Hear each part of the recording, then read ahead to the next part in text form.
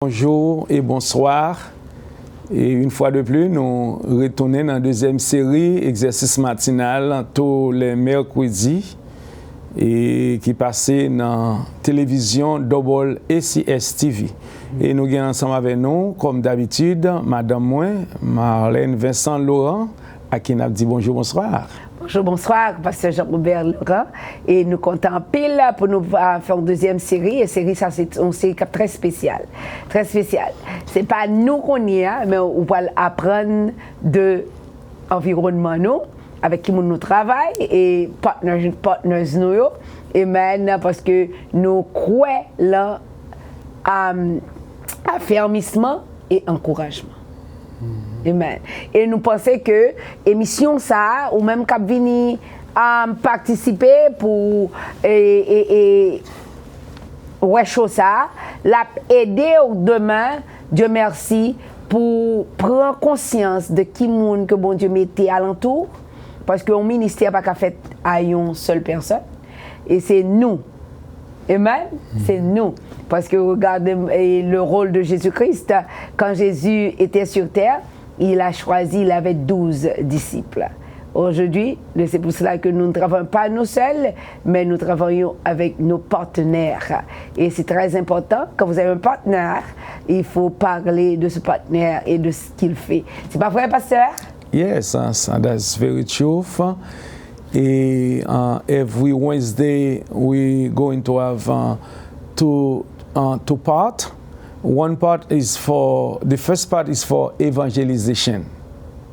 To talk to other people who don't know nothing about Jesus Christ. So the first series is for evangelization, and this second series is for our partners, to strengthen them. In French, we call it affermissement. Tant que on a un ministère là, bon Dieu mettait des frères, il mettait des sœurs bon côté ou supposé gagner des moments pour encourager. Si pasteur Lavalas là, il t'a dit comment ça va la caille, comment le ministère là est. Donc c'est deuxième partie ça qui est les campagnes d'affermissement. Et là, aller dans Luc chapitre 22, si je ne m'abuse pas, côté Jésus dit, Pierre, affermis tes frères quand tu seras converti. Mais ce que ça vous fait? Affermis tes frères. Et donc, c'est travail ça que nous avons fait dans la deuxième tranche, 30 minutes là, pour nous capables d'encourager. Premièrement, mon bien pour m'encourager, c'est madame la sœur Marlène, ou bien l'évangéliste Marlène, chaplain Marlène, ministère Marlène, you name it. Vous comprenez? Je parle avec maman râle go badge, il n'y a pas de temps de avec badge chaplain. Mais même les mamans râle badge ça qui me saute, me dit waouh, bon, je suis là. Donc maman, moi félicite pour le bel travail que ou a fait vraiment vrai parfois moi-même qu'on t'offre ensemble avec vous qu'on pas veut tendre ou a dire faut tendre papi faut dire qu'on t'amène qu'on alléluia. Donc c'est bon Dieu qui mettez le sous cœur pour encourager nous et faut nous capable apprendre pour nous pas prendre pour granted et pour nous pas oublier les bon Dieu mettez un monde bon côté ou ces affaires pâles koyé li prêter moins c'est ça pour un certain temps il faut ça moi dire l'homme non limité. Et maintenant, relation l'homme avec l'homme est limitée, mais relation l'homme avec bon Dieu, son relation continue. Donc, les bon Dieu mettez un monde bon côté, t'as dit dimanche pasteur nous t'a prêché, il dit c'est nous gagnons. C'est nous que moi gagnons. Après bon Dieu dans ciel là, c'est ou même que me gagne. C'est ça. Si m'a crié pour suer de l'eau dans le si m'a souffrir pour aider me crier, si me content pour aider me rire. Vous comprenez? Donc maman, moi dis un gros coup de chapeau et même pour force et endurance, m'a regardé dans Canada, machine chavirée et nous camper dans Haïti, n'a passé dans mi-temps village de Dieu et mais nous avons un paquet de partenaires. Bon, maman, faut-il parler nous de expérience ça yo et comment nous capables d'encourager partenaires ça yo, bon Dieu, mettez dans le ministère ensemble avec.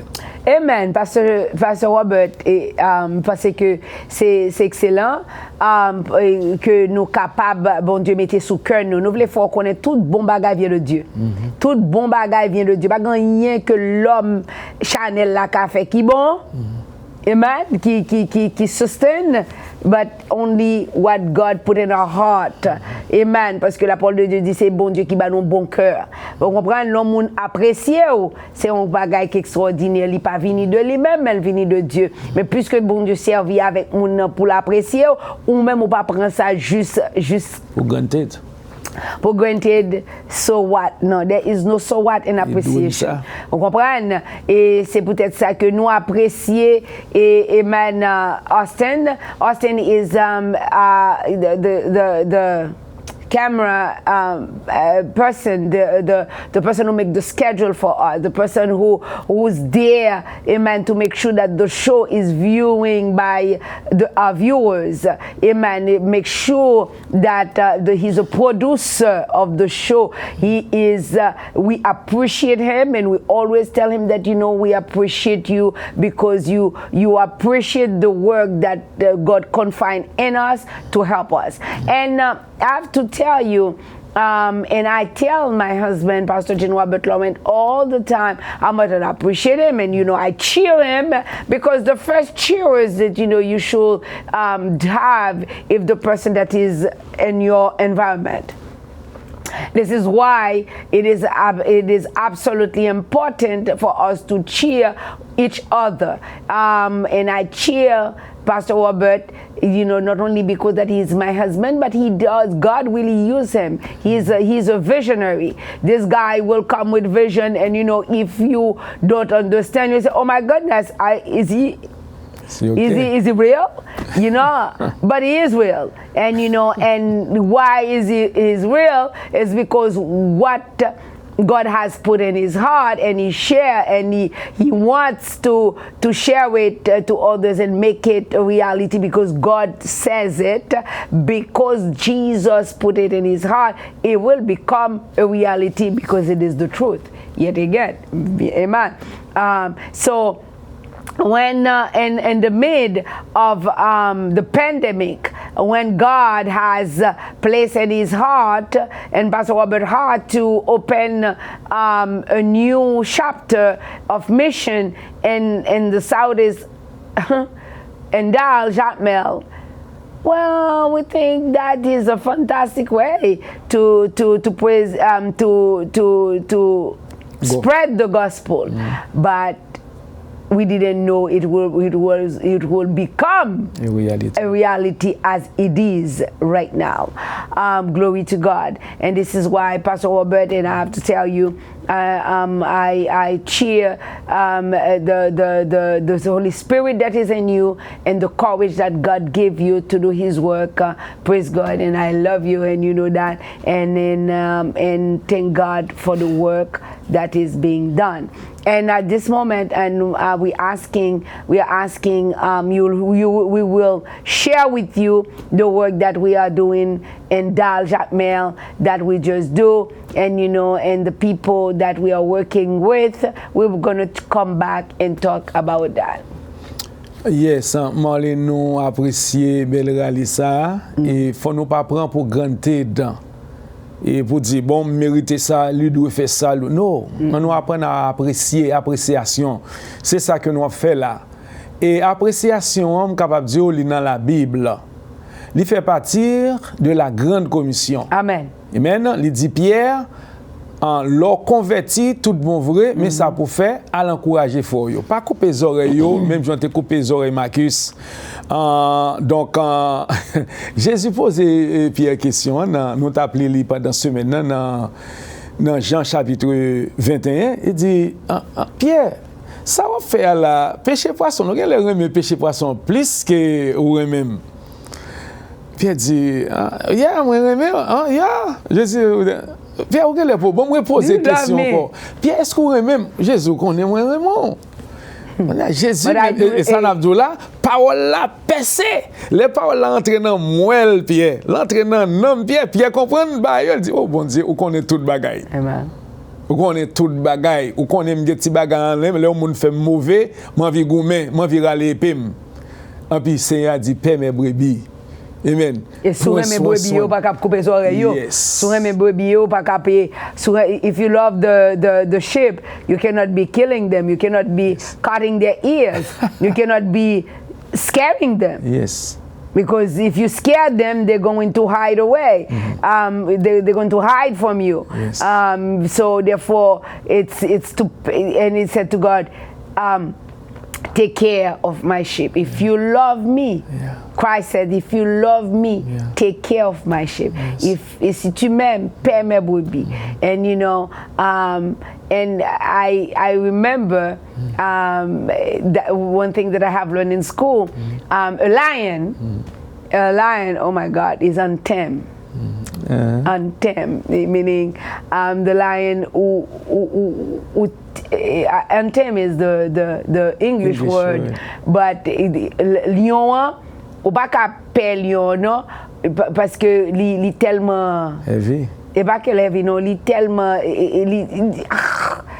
lion li tellement violent. Vous comprenez? Mais c'est parce que l'entame. So, mais c'est même gens au cas joindre et moun qui sous route là et qui entame.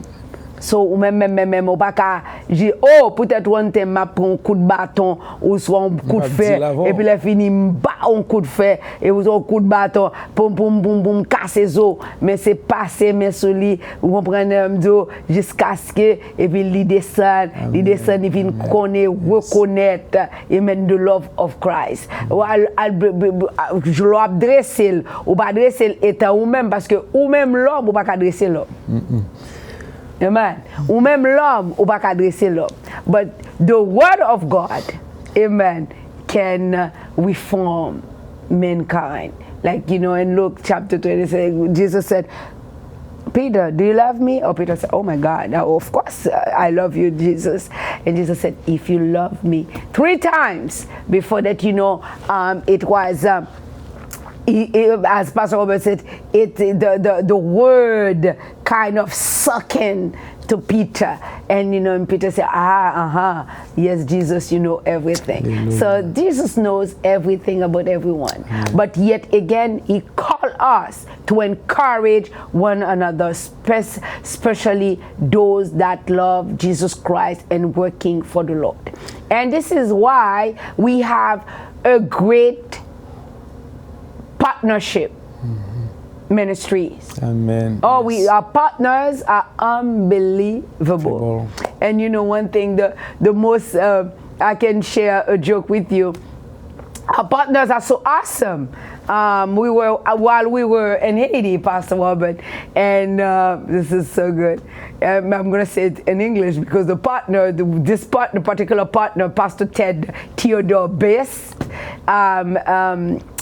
associate pastor of Beulah Pilgrim Church, also have a ministry called Wave Ministry where we share on Radio Energy, 1620 AM, 90.1 FM in Boston. So we called Pastor Ted and Minister Gerline to go to our home because while we were down there in Haiti, we had to search for a passport. That is another conversation. But you know, we needed something to be research in our home. So we called Pastor Ted and we said to Pastor Ted, you go to our home to tell you what it is important for you not to do ministry by yourself. And we called Pastor Ted and said that, you know, you can pick up Minister Gerline and you guys go to our home. And when you go to our home, you will we search for a passport that we are looking for. And also, you will take care of Princess. Princess is one of our partners as well. Princess is our cat. Amen, amen. And so, we were there while we were in Haiti talking to them and, look at that bag, look at this, because we're looking for a passport. And the funniest part, Princess is a princess. I have to tell you, Princess is a princess. And she knows that she's a partner. She knows that, that she does anything she wants. So Princess was home, and there goes Pastor Ted and Minister Gerlin come to the house. They finished to do the searching, and they were about to leave. So while they were there, they opened the door. Princess went out, and Princess started looking and do everything she wants. And it was time for them to leave, and they said, "Princess, can you please go in, because I'm leaving. We are leaving." Princess said, "What? You're kidding me? You're leaving? And my watch? No. And my watch, you're going to stay as long as I want to stay out there." And Princess sat down. Nobody could touch Princess. Nobody. Princess was playing Untamed when they come close to her, and she, the meaning that I do not want to move. So that was the truth. So Minister Gerlin had to go to work that night, and she had to call sick and said, "I cannot come because I have an emergency."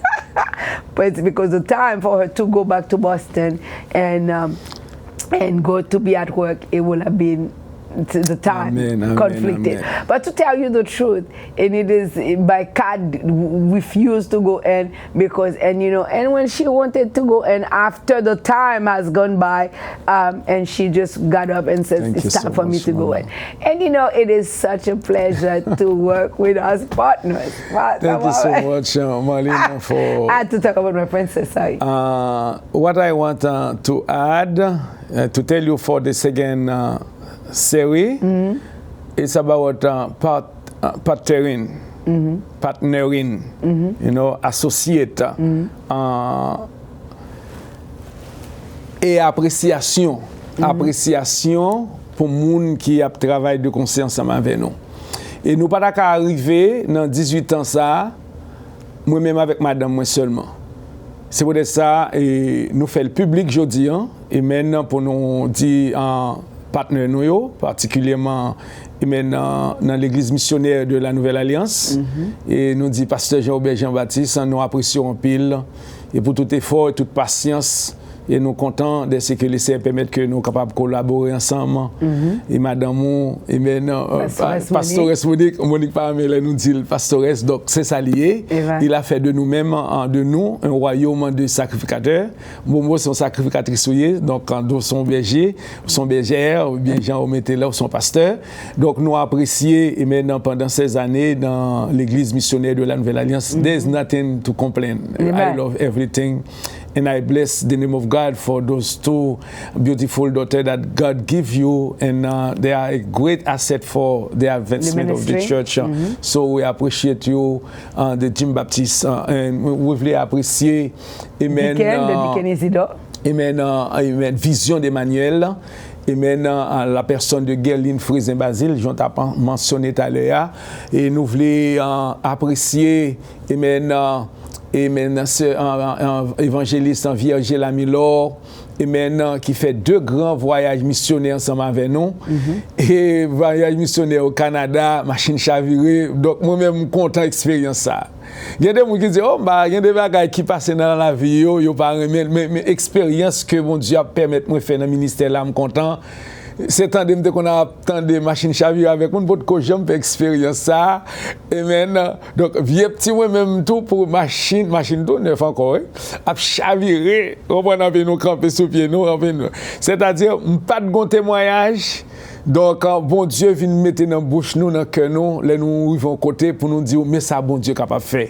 Vous comprenez? Nous allons en Haïti, et même côté, nous avons gardé dans le village de Dieu, nous sommes mains, formons en l'air pour partir où. Bon Dieu permette que moi-même, ce vierge là, et même avec évangéliste Nicole, frère Pierre-Louis. Donc, nous avons un paquet de partenaires et même que bon Dieu mette bon côté nous. Nous voulons dire après-midi, nous apprécions. C'est Chantal Lucien, nous apprécions. C'est Chantal Nelson, nous apprécions. Pasteur Jules Emmanuel, monsieur Yvon Grandchamp, nous apprécions. Pasteur Ronald Olivier, et même nous avons commencé l'exercice matinal ensemble avec nous.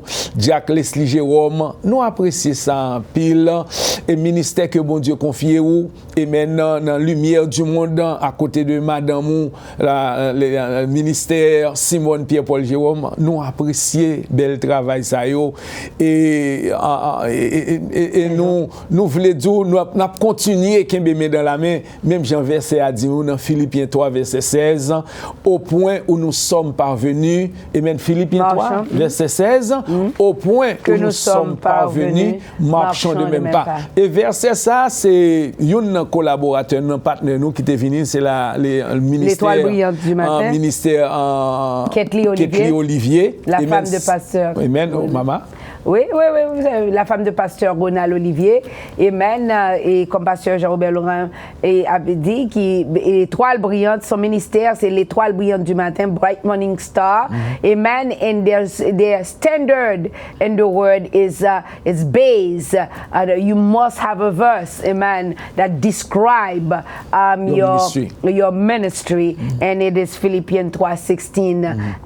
Philippians 3:16. Au point que nous sommes arrivés, as where we are, we should work together. We should walk together. Amen. You can look at it and the Bible and see exactly how it is written. Mais en French, au point que nous sommes arrivés, marchons de même pas, affermissement et encouragement. Le prend pasteur Jean-Robert Jean-Baptiste, l'église missionnaire de la Nouvelle Alliance. Vous trouvez ça et petit Samuel. Et nous sommes plus que vainqueurs par le sang de l'agneau. Romains 8:37, Apocalypse 12:11. Amen. Le pasteur Jean-Robert et Jean-Baptiste campé sur verset ça et il croit ça. Pasteur Jean-Robert, vous êtes prêts pour lire? Pour nous capables de verset ce Ketli Olivier, ministère Ketli Olivier dans Bright Morning Star. Et bien dans ça, Philippians 3 verset 16, c'est nevertheless, whereto we have already attained, let us walk by the same rule. Let us walk by the same rule and let us mind the same thing. Gon expression les nous l'école mama quand dit mind your own business. So when it come for Christ, let us mind the business of Christ. Amen. It's not about exercice matin, it's not about my business. L'étoile brillante du matin, it's not about sister business. L'église missionnaire de la, it's not about pastor. It's about Jesus' business. That's why he says here, let us mind the same thing. Yes. Let us mind the same thing. Not my own, not yours, not his, but God thinks. Jesus Christ, which is the only truth. So, nous gagnons également pasteur Venel Saint-Joie qui à la tête l'église en tabernacle de la Nouvelle Jérusalem. Donc nous partenaires ensemble pour la gloire de Dieu chaque jour et maintenant un réseau de prière que nous gagnons en chaque jour du lundi au vendredi. Et nous gagnons également diacre Franklin Jean-René qui est à la tête l'église de Dieu des élus qui dans 5 Plaisance Suite dans Molden. Donc nous comptons de ce que le Seigneur mette nous ensemble pour nous travailler pour la gloire de Dieu. Donc Mama. Amen. And as thank you, Pastor Robert. And because it's important, Philippians 3 verse 16. Let's mind the same thing. That is extremely important. And when you see those verses are powerful, extremely powerful. And please write them down because they will be good for you to use. And also, Vision d'Emmanuel, Minister Gerline Frézin-Basile, Ministry of Prayer that she has, the ministry ministry is based in Philippians 4:16. Those verses are explicit, important. Amen. Do not be anxious of anything. In everything, let the Lord knows.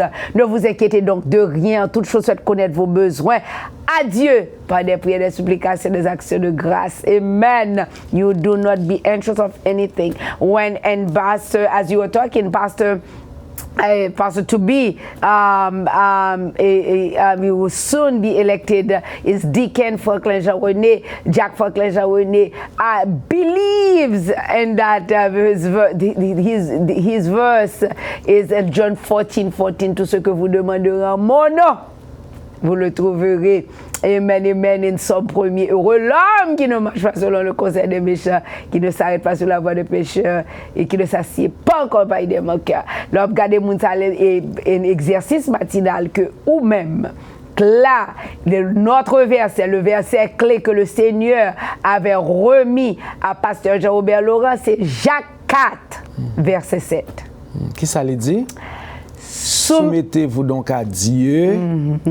Résistez au diable. Submit yourself therefore to God. James 4 verse 7. Submit yourself therefore to God. Resist the devil, and the devil will flee from you. Amen. You understand? He said you need to submit your life to God, not submit your life to the devil. If you submit your life to the devil will destroy you. It is very important. Amen. When you go on the Bible, on John 10 verse 10, the devil is he come. show you the job of the devil. The job of the devil is to kill, to steal, and to destroy. So as we're talking about affermissement, you could see we got a beautiful flag here. The Haitian flag. We are Haitian American. So our logo says, unity is our strength. Unity, you see? Unity is the strength. Les nous unis, nous forts. Et c'est peut-être ça, nous voulons prendre le logo ça qui est ancien et quitter pour nous-mêmes. Dans bel petit drapeau tricolore ça, bicolore ça. Amen. En tant que chrétien, amen, pour nous travailler ensemble dans l'amour, dans l'unité. Il dit nous, à ceci, tous reconnaîtront que vous êtes mes disciples. Amen. Les uns remet l'autre, les uns supporter l'autre, les uns après réconcilier. Amen. C'est honorant autour de notre maître. Nous avons Pasteur Philitas également, maman. Fait un tir aller pour Pasteur Philitas. Amen. Pastor Philitas is a colleague ministériel in Florida qui gagne temple purifié. Amen. Et Jean 17, Jean 14, 17, je pense. Amen. Comme le Père m'envoie, moi je vous envoie. Amen, amen, amen. Et nous voulons tourner back sur Pastor Ted with Wave International Ministry, Pastor Ward, Pastor Superintendent Pastor Davis Terrace, amen, men of God, amen, and we praise God to have all these partners. They support us with their finance, their prayers, and we're glad that we have them. Amen, amen. It was today with you. Exercice Matinal, we love you. Amen, we love you. So we'll see you next time. That was a great pleasure to have us in your living room. Until time, we will call us in 617-272-0853. 617-272-053. Et adresse l'église, nous, c'est l'église missionnaire de la Nouvelle Alliance, 455-457 Blue Hill Avenue, dans Dorchester. Nous, moi encore, c'est Pasteur Jean-Robert Laurent avec Marlène Vincent Laurent. Bisous, bisous. Jesus loves you. We love you too. Bye-bye.